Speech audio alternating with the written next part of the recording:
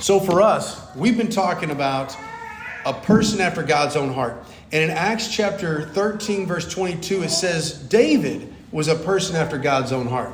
So when we start looking at what does it take to be a person after God's own heart, we can look at the Beatitudes. And it tells us exactly what those things are.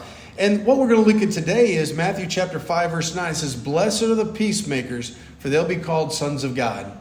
Now I'll tell you, peace, that's what everybody wants, but no one wants to do what's required to have peace. That's what I've always thought was amazing.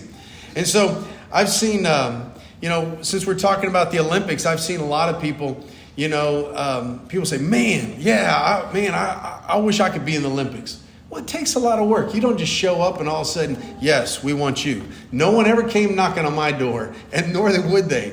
I've seen people think that being a professional athlete, being a person that's a successful business person, that it's just real easy. Either you have it or you don't. You don't have to do anything, and it just comes naturally. And that's so not the case. There's students that I've had that I've asked, well, hey, what do you want to do when you grow up? It's getting pretty close that time. You're thinking about some things, just kind of spitballing with them.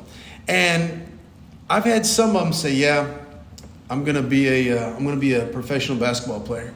Oh, okay. All right. So what are you thinking about? You think about joining the team? I mean, not even on the team, but yet somehow they're going to be in the NBA. When's the last time you played? Oh, it's back in junior high. Okay. All right. You got a plan B? And, just thinking it's just going to be natural. And I think that's the way peace is. Peace takes a lot of work. If you're going to be a professional in anything, it's going to take work and effort. Well, I think peace is the same way. It's going to take a lot of effort. This one guy who's now passed on, but one guy told me, he said, peace is so important, you got to protect peace. That's something you got to make sure you protect. And you can think about your home. When you have peace, man, it's great. I mean, everybody's smiling. It's relaxing. And when there's no peace in the home, there's no peace in any part of your life. It just zaps everything. And, to be a peacemaker, be that person that's calm, collected, has it all together, things come easy. They're just born that way to be peacemakers. That is not the case. It takes effort and it takes desire all the time. Peacemakers aren't born, they're made. And so we must protect the peace. And I think the reason why there is no peace at different times and the reason why there is division is because of selfishness. You look at all the different aspects of when there's not peace, there is some type of selfishness going on. You look in our politics, there's all kinds of division going on. It's all about a struggle of power, selfishness, all kinds of greed, all kinds of ugliness going on. I was listening to a lady and she was talking and she said, they're talking about the different political people that are running for election, not just president, but all over, and talking about how just conniving they all are. And this person said, I hate politicians. And that's what a lot of people would say, because they bring more division than they do anything else. But Jesus, he says, blessed are the peacemakers. And it's going to take a lot of effort to be a peacemaker. That means you don't always get what you want. In 1 Corinthians chapter 6, verse 7, it talks about these people, they're having a problem in the church in Corinth, people having lawsuits. And he says, wouldn't you rather just be wronged? Wouldn't that be the better case? Just be wrong. Just say, I lost out on that. Or instead of having to sue your brother. Because when you have that, then all of a sudden you have division and there's no peace in the Lord's church. And the Lord's church can't let our light shine if we don't get along. If there's not peace among us, there's no way there's going to be peace in anywhere else in our life. 1 Corinthians chapter 8, verse 13, there's a problem with meat. And some people are having meat and it's been sacrificed to idols. So the origin of the meat now, they're like, I don't think I can do it. My conscience is going to bother me because I used to be a pagan and we would do things, we'd sacrifice to our gods with this meat and I can't eat it without thinking about that. And it bothers my conscience. And so Paul says in 1 Corinthians chapter 8, verse 13, if that's the case, if it's my eating meat, that there's nothing wrong with the meat. It's just meat. It doesn't offer anything special to me. But if I eat this meat, all of a sudden your conscience is going to be bothered. He says in verse 13, I'll never eat meat again. Because having peace with you is more important than me getting my own way. And there is a maturity there, that reason why there's a lot of times there is not peace in a home, peace in a workplace, peace in a church, is because there's somebody that's not being mature. And usually it's two different people, because we've got to have peace. It says, blessed are the peacemakers in Matthew 5:9, for they'll be called sons of God, children of God. That's what we need to strive to be, peacemakers. And so during this time, it's very interesting, because we look at David, he's a person after God's own heart. We look at being a peacemaker. We know in 1 Samuel 22, verse 1, it says he was in a cave. He's hiding in a cave. We know in chapter 24, he's doing the same thing. It's a different area. He's doing the same thing, though. He is in a battle for his life. The ruler of the country is trying to assassinate him, trying to take him out. There's nowhere he can hide for a long period of time. He goes there in chapter 22, he's in a cave, and he's told, be careful. So he goes and he moves to another place. This whole time, he's had an opportunity to take this leader's life. It happens in 1 Samuel 24. He's in a cave, he's hiding, and as we've talked in previous lessons, Saul goes into this cave, and he's right there for the taking. God has delivered him into his hands, and all he does is, instead of killing him, he just cuts the edge, just the fringe of his garment. And then while he leaves the cave and he heads down, then all of a sudden David comes out and says, hey, I could have killed you, in layman's terms. I could have killed you. Look down and see if you're not missing a piece of your clothing. And he sees that and he's like, oh. And then all of a sudden, he's back in his right mind, and he's saying, oh, you're better than me, all these kind of things. But David doesn't trust him and then leaves. But looking at this, he's still striving for peace, even though a guy's after him, even though he's had his family turn on him, even though he's had priests killed, he's done all these mean, horrible things. He's still trying to seek peace. And during this time, in Psalm 142, it says, this is a psalm that he's written when he was in the cave. Now, which cave? I do not know. It doesn't say. But we know there's a good chance it was probably it could have been 1 Samuel 22, or could have been 1 Samuel 24, or all the other different places. But looking at this is a psalm. Here's a person striving to have peace in his country, so then he can have peace in his own home. And too often we have things that just get out of hand, and it just seems like it just takes one moment with left unchecked, and another moment left unchecked, and eventually there's chaos in our life, and there's no peace, and people are at odds. I believe I told you there was a Facebook post of one of my coworkers that said, for all those I offended in 2023, do better so I don't have to do it again in 2024. Now, is there a person wanting peace? There's a person that's all about them, right? And so when you get around that kind of a person, it becomes very difficult. And here is how we can have peace.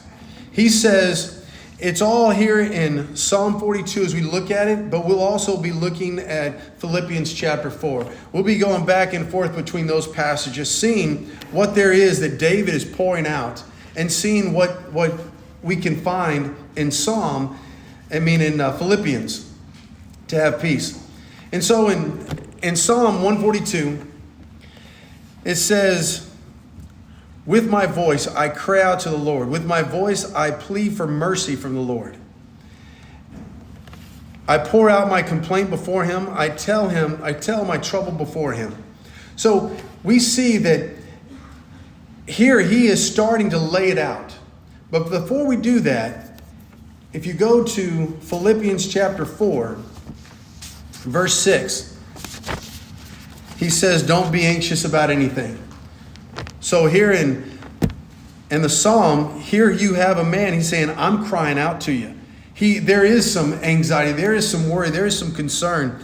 And he says in Philippians chapter 4, verse 6, don't be anxious about anything, but in everything, by prayer and supplication. Prayer is communication, supplication, you're asking, and with thanksgiving, you're thanking. Let your requests be made known to God.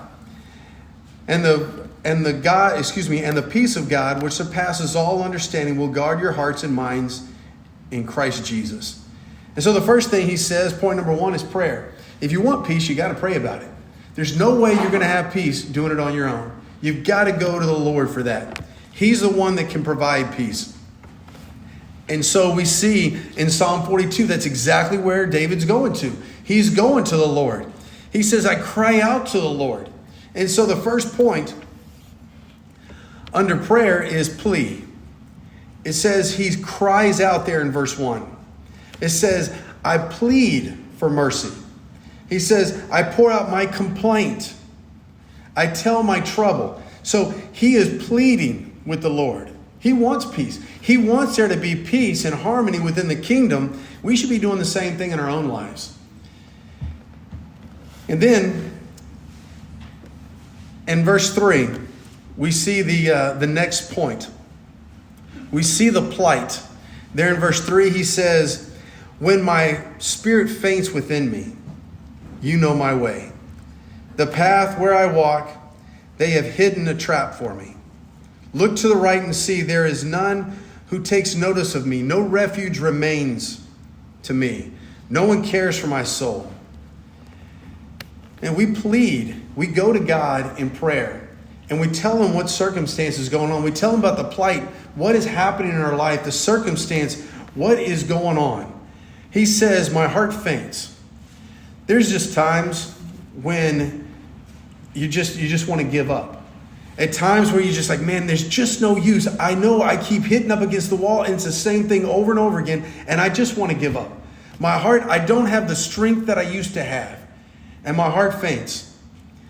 And he talks about there's people that have hidden a trap for him. You know, I don't know if you know what that's like about people that are against you. But I imagine that you do. And you know what it's like when you know that either people in your own home or people at work or people at school are looking to trap you. They're looking to trap you in your own words. It's very similar like when you go, I've been in a court before where I've had to be a witness, and I get up there and the lawyer's talking to me and says, okay, so when you were searching this particular student, did you do this or did the officer do this? And I'm like, okay, which is the right answer? Because I know which one I did. You know, and you feel like the whole thing's a trap. And then they go up, okay, all right, I'm glad you said that. Because now, when you did this, I mean, and you feel like they're accusing you and they're setting you up for a trap, no doubt. Well, I think sometimes the conversations we have with people, they want to have a conversation, they want to have a talk, they want to visit, and all of a sudden, it seems as though they're trying to trap you in your own words. They're not looking for peace, they're looking for a win. And when someone's looking for a win, they're not looking for peace, and there's never going to be peace. Here he says, my heart faints. They've hidden a trap. And he says, look to the right and see. There is none who's with me. There's nobody, in layman's terms, there's no one on my side. I don't have a place to hide. I don't have a place to have refuge. And he's writing this in a cave. There's nowhere for him to go. He was in the king's court, and now he's totally out. He was a hero in the country after killing Goliath, and now he's on the run. And he said, no one cares for my soul. That's a plight. When no one cares for your soul, it's hard to find peace. The next point in verse 5, letter C, is portion. There's a plea, there's a plight, there's a portion. He says, I cry out to you, O Lord. I say, you are my refuge. Now, he just said, there's no refuge for me. So he's saying, I've got nowhere physical, but you are the refuge I'm going to seek. I'm just going to seek you. I have all these problems, all these concerns, all these worries, but I'm going to focus on you. You are my refuge, my portion in the land of the living. Attend to my cry. I am brought very low. Deliver me from my persecutors, for they are too strong for me. Now, 2 Corinthians chapter 12, verse 9, you have Paul, and he's praised 3 different times for this thorn in the flesh to be removed. And he says, your grace, he says, my grace is sufficient for you. My grace is enough.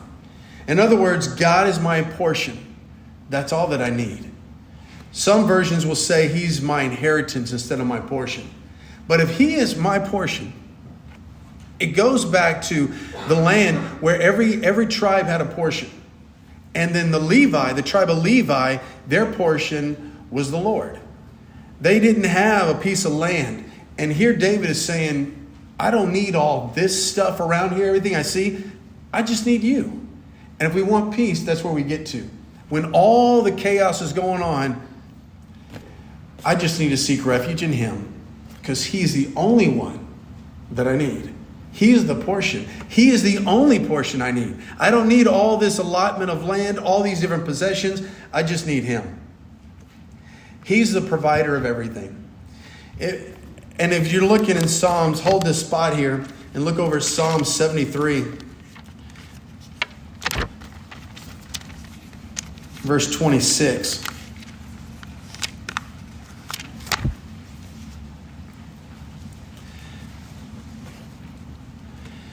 It says, my flesh and my heart fail.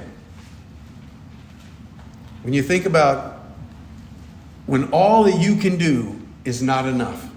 It says, but God is the strength of my heart and my portion forever. He is the one.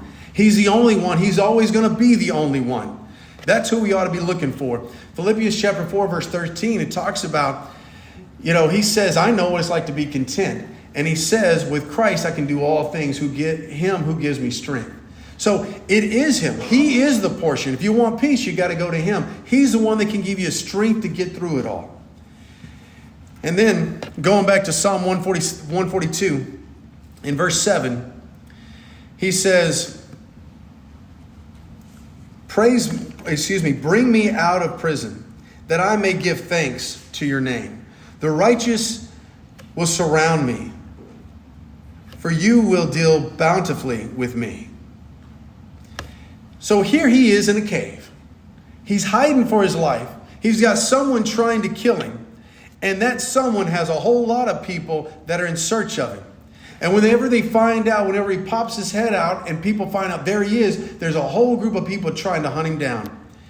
And it says, bring me out of prison. He feels like he's locked up and there is no peace. And he says, that I may give thanks to your name. Please help me, because I want to thank you. And it says, the righteous will surround me. And this is interesting because the very end is totally different from the very beginning of the psalm.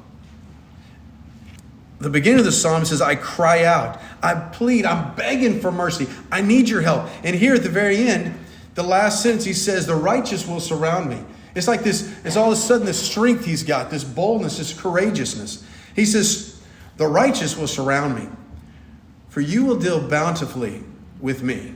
In other words, you're going to rescue me. I know you're going to bless me. However you do it, whether it's in this lifetime or the next, I don't know, but I know you're going to take care of me. Very similar to Matthew chapter 6, starting in verse 25, when it says, don't be worried about these things, what you're going to eat, what you're going to wear. And the summation is in verse 33. He says, but seek first the kingdom and his righteousness, and what you need is going to be given to you. And so, prayer. If we want peace, we go to him first. And we will have peace that we can't begin to explain. And point number 2, which is interesting, if you looked in Samuel 24:10, he's saying, some people told you wanted to kill me. And you think about, he is facing the person that wants him dead. And if you want something dead, there's a lot of hatred. There's certainly no peace involved at all. And so there's this hatred, there's this wrath, this jealousy towards him. And he said, some told, that you wanted to kill me. And then you look over at Philippians chapter 4, verse 8. The first thing we see, if we want peace, is prayer. The next thing, point number 2, would be ponder. Now, that'd be a South Texas term, maybe just a Texas term. We ponder things. We don't meditate on them, we ponder on them. And in verse 8 of Philippians chapter 4, it says, finally, brothers, whatever is true, whatever is honorable, whatever is just, whatever is pure, whatever is lovely, whatever is commendable, if there is any excellence, if there's anything worthy of praise, think about these things. And so you think about, there's some difficulty in the house. He says, whatever is. in verse 8. Whatever the situation is, whatever the circumstances is, think about if there is unrest in your home. Think about it. Whatever is the situation, whatever it is, you think about the good things. You think about whatever is, and he just talks about it, true, honorable, just, pure, lovely, commendable, excellent, praiseworthy. Think about those things. If you have a situation at work and there's no peace and no rest there, whatever is, think about those things. You ponder the good things. You think about your health, all the different circumstances, what's going on, whatever is going on in your life, you still think about those good things, whatever is just, honorable, the good things. So if you want peace, you pray about it. If you want peace, you ponder on the good things. Because it's easy to get your mind in a different direction. I tell you, there's a lot of times there'll be something at work that'll just aggravate me. And if I talk about it, it aggravates me more. And so I have to not talk about it. I'll sit there and I'll be on the phone and I'll talk to Monica about how the day is going. I'll just say, you know what, I got to talk about something else because I just cannot handle talking about this anymore. And she's good about not saying, no, let's keep talking about it. She knows that, hey, there's just some things if you keep talking about, you keep stirring yourself up. The reason is because now all of a sudden, all your focus is on that. All the stuff that wasn't good. And so when I have a bad day, I don't want to talk about that day. Because if I talk about it, I relive it and I get re-aggravated again. I want to think about the good things. It's easy to get my mind off track and to focus about those bad things. But it's just as easy when I start focusing on the good things to keep focusing on those things. I can complain about a whole lot of things, but when I focus on the good things, I forget about those complaints. I've seen a lot of congregations, they have a lot of infighting, a lot of things goes on, and there's a lot of personality conflicts, a lot of things happening. But when your focus is reaching the lost, all of a sudden you don't have those problems anymore because you're focused on things more important than us not getting along and us talking about things that are trivial. And that's the thing that we ought to be focusing on, those things that are good. So we need to ponder, we need to pray, we need to ponder. And then looking at 1 Samuel 24, 10 and 11, he said, David tells him, he says, I haven't sinned against you. I didn't kill you. I could have. You thought that I was going to kill you, but if I wanted to, I could have done it, and I didn't do it. Here's a man who's striving for peace, who wants peace. Could have had it, could have solved all his problems. He could have walked in to Israel, crowned the king, and people would have just honored and praised him, but he didn't do that. In Philippians chapter 4, verse 9, the third point is practice. Because Paul is writing this to the church in Philippi, and he says, whatever you've learned and received and heard and seen in me, practice these things, and the God of peace will be with you. And so if we want peace, we need to pray about it. We need to be thinking about that, pondering those things that are good, and practicing, put it into practice. Too often, when there's no peace, we try to do the opposite of what it talks about in Matthew chapter 18.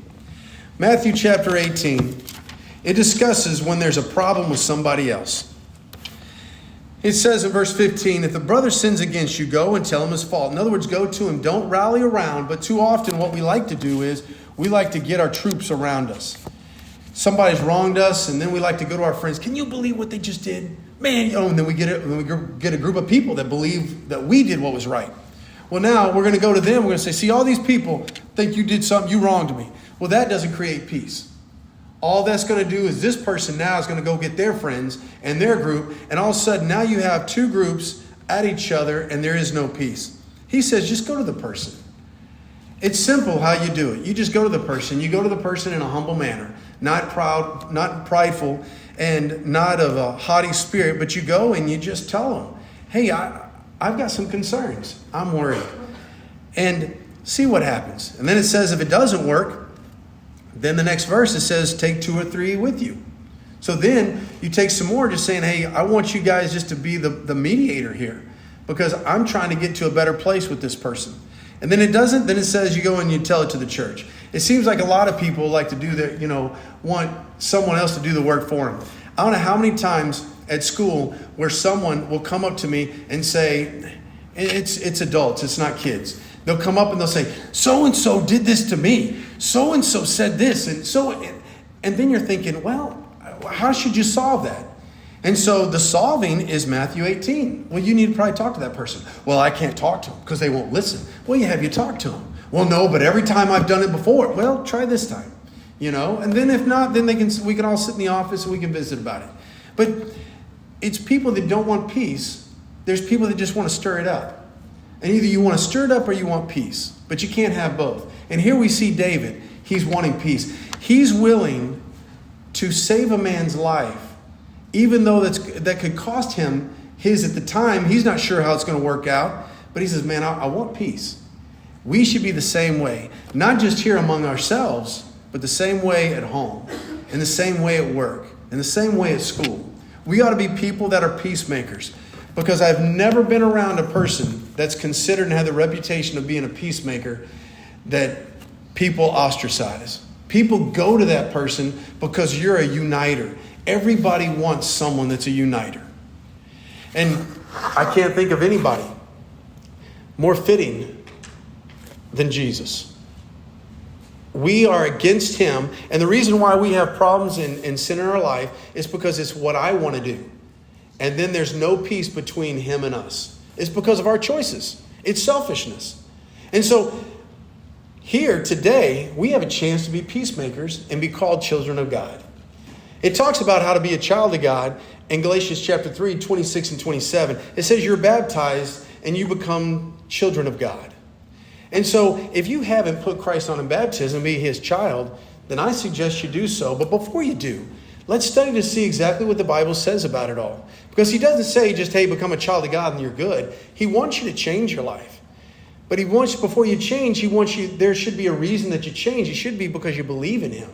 You believe that he is God's son. And if you're at a point where you just hadn't had peace, you're a child of Christ and you just are having struggles, there is no peace. There's no peace at home. There's no peace at work. There's no peace at school, and you don't know why. Then let us pray on your behalf so you can find that peace. But make no mistake, this week the challenge is for us to be praying about that, be pondering those things, and put it into practice. But whatever your need, please come while we stand and sing.